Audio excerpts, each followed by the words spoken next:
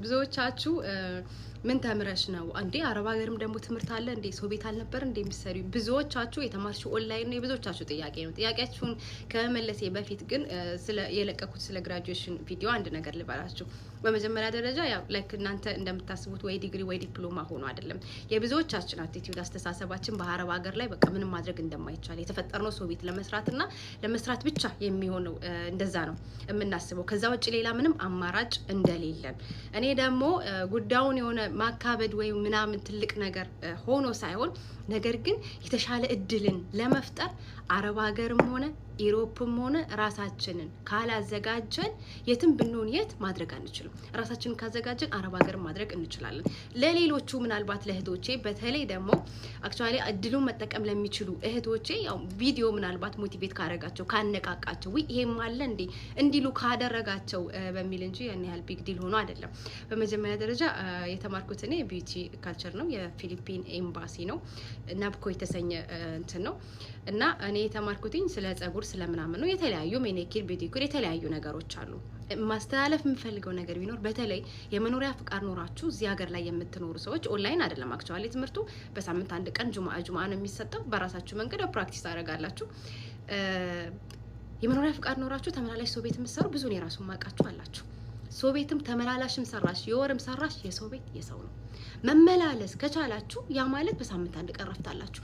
እቺን በሳምንት አንድ ቀን ረፍታችሁ ቀርታችሁባችሁ ይሄንን የግል ነገር ከተማራችሁ የትም ቦታ ላይ መቀጠርና የተሻለ ደሞዝተኛ መሆን ትችላላችሁ። ሀቃችሁ ተጠብቆላችሁ መሳፈር የምትችሉበት ሰዓት ላይ አሳፍሯችሁ የተሻለ ቦታ ላይ ራሳችሁ ማስቀመጥ ትችላላችሁ። በተለይ መኖሪያ ፍቃድ ያላችሁ፣ የሌላችሁም የትምህርት እድሉን ማግኘት ትችላላችሁ። በፓስፖርት መማር ትችላላችሁ። እኔ ህልሜ አገሬ ላይ ስገባ ትልቅ የሆነ የውበት ሳሎን መክፈት ይሄ ድሮም ህልሜ ነው።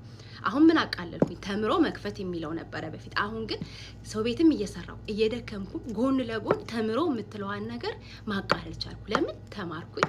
ጊዜ ተጣቦም ይሁን የደሞዜን ግማሽ እየከፈልኩም ይሁን ነገር ግን ተማርኩኝ። አሁን ኔክስት የሚጠብቀው ምንድነው? አላህ Subhanahu Wa Ta'ala ከፈቀደልኝ መክፈትና ወደ ስራው መሄድ። ያው ያላህ ፍቃድ ከሆነ በነገራችን ላይ እኔ እህታችሁ ቶፕ ተመራቂ እንደሆንኩ ታውቃላችሁ እንዴ? ያዋዝ አርጋችሁኛል እና ቶፕ ዋን የተመረኩት። ከዛ ወጪ ወረቀታቸው ኢንተርናሽናል ነው። አሪፍ እንትን ነው እና ሌላ እድልም ቢሆን ምናልባት ዞር ዞር ብለን እንድናይና ለሰው ቤትና ለሰው ቤት ብቻ የተፈጠረን እንዳልሆንን እንሰራለን ካላችሁ ደግሞ እህቶቼ ወላሂ ከእናንተ በላይ ጀግኖች የለም።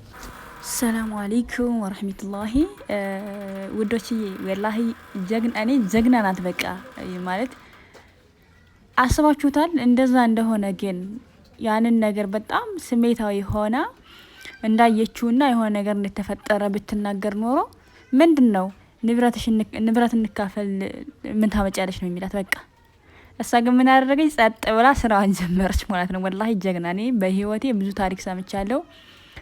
ብዙ ጊዜ ሴቶች ማድረግ ያለባቸውን ነገር ሳያደርጉ ከዛ የሆነ ነገር ሲፈጠር ነው የሚያለቅሱት ማለት ነው። ሁሉንም ማለት ይቻላል።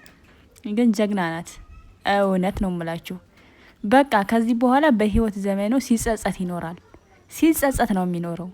እሷ ግን በቃ ለማን ብላ ነው ጨጓራዋን የምትልጠው? ማድረግ ያለባትን ነገር አድርጋለች። ንብረቷን ይዛለች፣ ልጆቿን ይዛለች። በቃ የሚቀረው አንድ እሱ ያለ የመሰለ ግን በፊት የሚል የለ ማለት ነው። እና እንደ አይነት ሴቶች ካሉ ወላሂ በጣም ጎበዞች ናቸው። በጣም ጀግና ብያታለሁ። እኔ ምንድን ልትል ነው እያልኩኝ እስከ መጨረሻ ነበር ነው የሰማሁት። ጀግና ናት። ዙዙዬ ደግሞ እንኳን ደስ ያለሽ። ያው ብዙ ጊዜ ማዳም ቤት ስንሰራ እንደ አይነት ነገሮችን ማድረግ የምንችል አይመስለንም። በእርግጥም ያው ነገሮችም ሲመቻቹ ቢሆንም ግን የተመቻቸለት ማለት ተመቻችቶለት እንኳን የሚሰራ ሰው ይህን እድል የማይጠቀምበት ይኖራልና ለነሱ ትምህርት ይሆናል። ይህን ነገር ለማድረግ ደግሞ ለማይመቸው ሰው መቼም ያው በአቅም እንድንሰራ ነው የተፈቀደውና በምቾት ልክ ማለት ነው። እና ግን እንደ አይነት መዳሞች ያሏችሁ ማሻአላ በጣም ደስ ይላል። እሷ እንግዲህ ማዳም ቤቱና ተምራ ተመርቃለች። ብዙዎች አሉ፣ እሷ ብቻ ሳትሆን ከጓደኞችም አሏት፣ ሌሎችም በየቤቱ በጣም ብዙዎች አሉና ያ ግን ዋነኛው ሚና ግን የአረቦቹ ወይም የሚሰሩበት ቤት ያሉት አረቦች ፍቃደኝነት ነው። መልካም ልብና ቅን ልብ ያላቸው አረቦች አሉ። አንዳንዶቹ ደግሞ ሌላው ቀርቶ ሹፍርና እንኳን እንድትማሩ የማይፈልጉ አሉና አይደለም ትምህርት ተምራችሁ ለመመረቅ ማለት ነው። እንግዲህ ሹፍርና 3 ወር 4 ወር ነው በዛ ቢል እንኳን የሚወስድባቸው ያንን እንኳን የማይፈልጉ አሉና መልካም መዳሞች አሉ። አላህ ይጨምርላቸውና ደግሞ ለተመረቁት ኮንግራ እንኳን ደስ ያላችሁ ማለት እወዳለሁ። ባለ ታሪኳን ግን በጣም በጣም በጣም ነው ያደነቅኳት ወላሂ ማሻአላህ ብያለሁ። በቃ እንደዚህ አድርጋ ሲቃጠልና ሲጸጸት ይኖራል ባጠፋው ጥፋት ማለት ነው። እና ሴቶች የተማሩበት እንማርበታለን። ሰላም